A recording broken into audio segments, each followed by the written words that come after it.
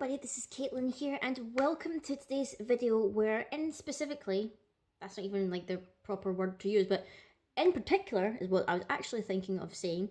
I wanted to discuss, I believe it was last week or the week before, pretty sure it was last week, the Steven Universe Wanted special, which was 3 episodes. I believe it was the trial, Off Colours and Lars's Head, I believe was the correct running order of those episodes. Aired last week, I believe it was the 7th anyway. It was the 7th of June it aired. And I wanted to kind of leave a little bit time or whatever for the dust to settle over it, because I didn't want to dive right in and discuss it right after it came out or whatever, because it pretty much had been leaked beforehand anyway, I believe, or it wasn't leaked, or rather I think it came out early on like the Cartoon Network app or something like that, which I don't know if it's in this country or whatnot, so anyway, that's not how I saw it. But as is the most case with new Steven Universe episodes, I kind of have to wait until they come online, because we don't have Cartoon Network, sadly, in my household. Sad times, no cartoons for me. But I've watched it, I've had a little bit of time to digest it and whatnot, and think about some of the things that were introduced, some of the things that were explained or not explained, and how much this leaves open to discussion now about it. So I am going to be talking spoilers, so if you still have not seen it, you might not want to watch this video, because I am going to be talking about spoilers and theories about spoilers and all the different things that are going on in these 3 episodes. It's basically this hour special, if you include the previous episode, which was basically Steven and Lars in the ship towards Homeworld and whatnot. But I'm counting it just as the 3 episodes that we're discussing, because that episode came out already or whatever. So going into, like, I believe there was a comment that was made where it's like, someone mentioned that the closer you get to Homeworld, the more cartoonier and the stranger the gems look, because obviously they're so different to the crystal gems and whatnot. And literally, during the trial, I could feel that immensely. Like, we didn't get, we got quite a few, like, new gems, whatever, but we didn't really get specifically too many Homeworld aligned gems. We technically got another 2 after we got Aquamarine and Topaz from the previous episode, whatever. We got 2 new gems, which are 2 brand new gems, Zircons, which we got blue Zircon, and we got yellow Zircon. A lot of people mistake them as being green Zircon, but it's because of the lighting in the courtroom, and they are obviously yellow diamond Zircon, so it is yellow Zircon and whatnot. So they're basically the lawyers, and so many people have made parodies or parallels to like Ace Attorney with them and whatever, and just made so much shipping of them. It's like Zircon shipping is a thing. That is a thing. I absolutely adored the Zircons. I think they were amazing. Specifically Blue. Blue was my favourite. I think she was my favourite out of the 2 of them. And just the way how, like, she obviously was like fighting a losing battle here, because she's trying to defend Steven, aka Rose Quartz, the traitor of Homeworld, the murderer of Pink Diamond and everything like that. And I just found it so interesting how, despite everything, even though she blatantly said that she was only assigned the case, she had no emotional investment in it. You know, she was designed to be a lawyer and to be part of a trial, so she has to defend, obviously, gems who, in our eyes, are guilty. Like, there's no way, even though she's a defending, well, it seems that most of the time she may be a defending lawyer, and Yellow might be a prosecutor, by the looks of things. Because it feels like weird how, obviously, the yellows are kind of basically Yellow's side, Yellow Diamond side, are on the attack, whereas Blues are on the defense, sort of, but it's more like Blue Diamond just wanted answers. Like, she wanted answers. She wanted to know why. She wanted to know, like, basically how she did it, because obviously they have eyewitness accounts, because as it comes out through the trial, it's like the eyewitness account they have is a Ruby, who's only got 1 eyeball technically, because the other eyeball is a gem. So we don't really know how valid the statement of a Ruby is, because we know from the fact that they are pretty stupid, and previously they mistook amethyst for jasper, even though they were totally the wrong colour. So for all we know, maybe rubies are colourblind. For all we know, we don't actually know that. Maybe they don't see in colour, and that's why they got them mistaken and whatnot. Or maybe they are just that stupid. But it seems very strange how, like, it's the same solid story that everyone tells, is that Rose Quartz shattered Pink Diamond with a sword. Whereas everything we know up to now means that Rose Quartz's sword wasn't capable of shattering gems. It was only capable of breaking their bodies. And it seems so bizarre that this is the hammered-in story that we get all the time. Yet nobody's questioning, or at least Steven wasn't questioning, how is that possible if I know that her sword isn't capable of shattering gems? The breaking point did, and that's why maybe when Steven mentioned it, I probably used the breaking point. That's why Blue Diamond gets really angry, and she's like, it was a sword, because that's the story that's been, like, the propaganda that's been created from this whole event and whatnot, which is so, like, hard. And we also saw, like, kind of Blue Diamond and Yellow Diamond's powers, or at least an aspect of the powers. It's like Blue Diamond has like this, it's almost like a mutual grief effect where when she gets like really emotional and really sad, she's capable of making other gems around her cry. Which is like, quite a weird power to have. It's like, why, how would that be useful in terms of ruling like a species of aliens and whatnot? And then Yellow Diamond has obviously some kind of electrical power or whatever. It seems very similar to the gem destabilizers or whatever they used to destabilize fusions and whatnot. It seems to be a similar power because like when she uses it against Yellow Zircon, the Yellow Zircon instantly poofs and like that's it. So maybe it's not just a tool used to unfuse fusions, but maybe it's also something just to poof gems or whatever to break them up and basically render them helpless and whatnot in their gem in their basic gem form. But then there's so many questions like are risen. So like we know for a fact that it's established in this episode that Rose Quartz was a known fugitive or known rebel before Pink Diamond was killed.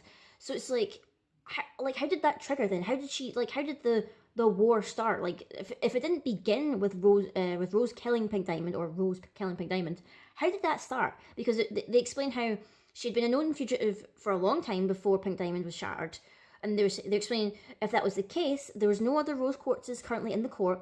We assumed that they were all bubbled by that point, except for the one Rose Quartz. So we know that there was only one Rose Quartz in existence at that time. And Blue Zircon goes on, and it's like, well, how would she have been able to approach the Palanquin?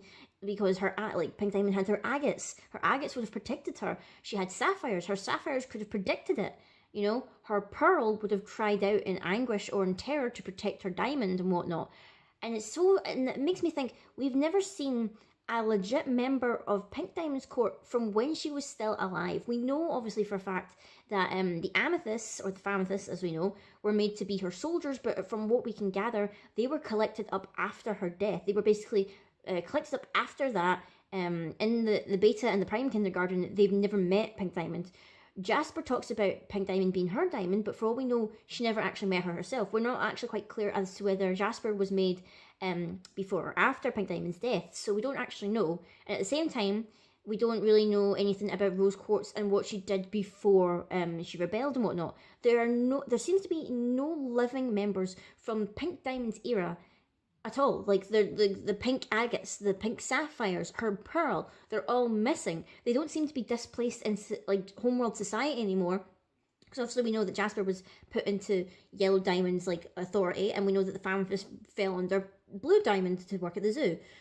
But we don't have any explanation as to where all these Pink Diamond court members went to.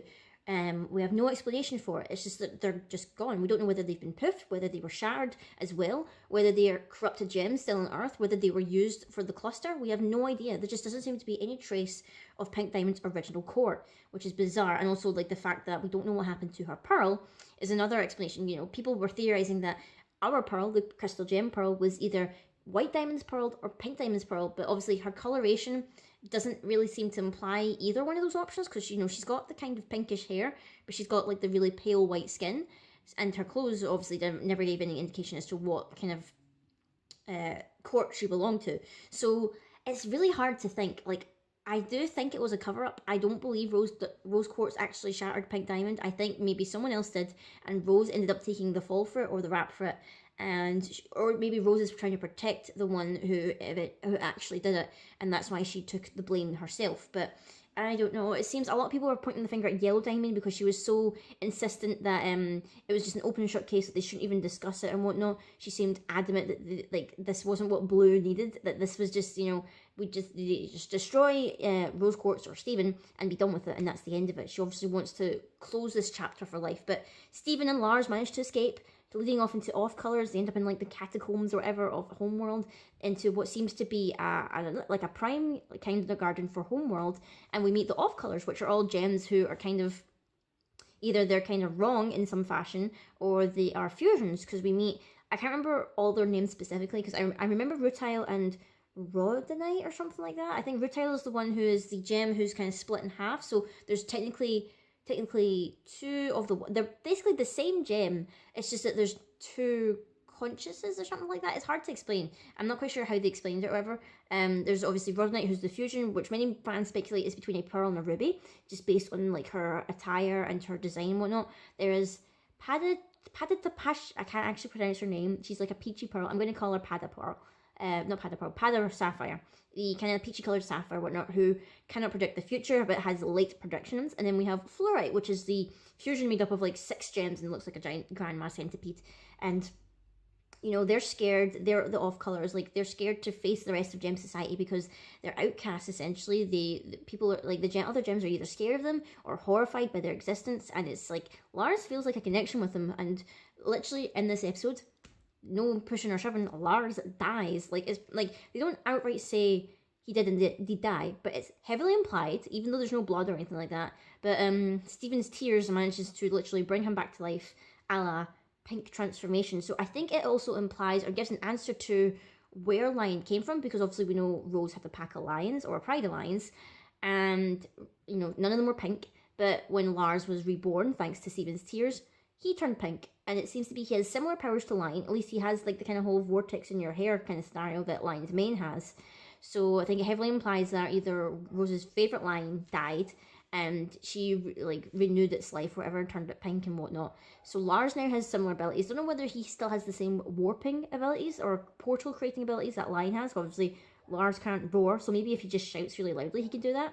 But in the end, going into like Lars's head or whatever, he has to stay behind because obviously he can't make a portal yet, and he can't go inside his own hair like Stephen is able to do to get to Lion's mane or whatever, to get back to Earth, which leaves him on Homeworld with the off colors. And I feel like we're gonna eventually go back to Homeworld and meet up with Lars and the off colors at some point. Not sure how soon. I feel like they don't want to maybe include too much filler between now and whenever we do that, because that might weaken the severity of the situation. You know, Lars is still trapped in Homeworld. He's still there. Homeworld are still adamant about either destroying the Earth or destroying Rose or something. There's just no telling what's going to happen. So going forward, I don't know what's going to happen essentially. I feel like there's going to be like some kind of rescue attempt for Lars. Now that we know that Lion's mane and Lars's hair is connected, they can maybe try and get there, because obviously they don't have a spaceship.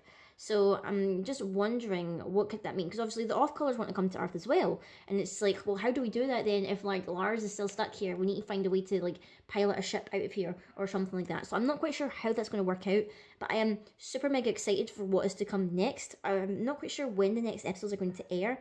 I do believe they said that there might be another summer event at some point, like not another Stephen Bomb, just another maybe a summer event or whatever. I'm not quite sure what they're going to do, but hopefully it will be soon, because I am just desperate to find out more about Pink Diamond, about her court, about Lars's new powers, about the off colors. I just want to know more. So let me know what you guys thought of these like kind of theories and discussions, rundowns of what was happening in the Wanted special. Did you have any particular new characters? Where do you think this is going to go? Do you think they're going to be able to save Lars, or do you think we're actually eventually going to meet White Diamond, because she was missing from the trial for some reason, and we saw like a kind of image that looked like White Diamond, but people are saying it might be White Diamond's spaceship or something like that, because maybe White Diamond ship is like the head of like the Homeworld ship or something like that. She is missing for some reason. She's not shown her face yet, so maybe she will show up later on. We have no idea, but let me know in the comments down below, guys, your thoughts about this, and until next time, I will see you all later.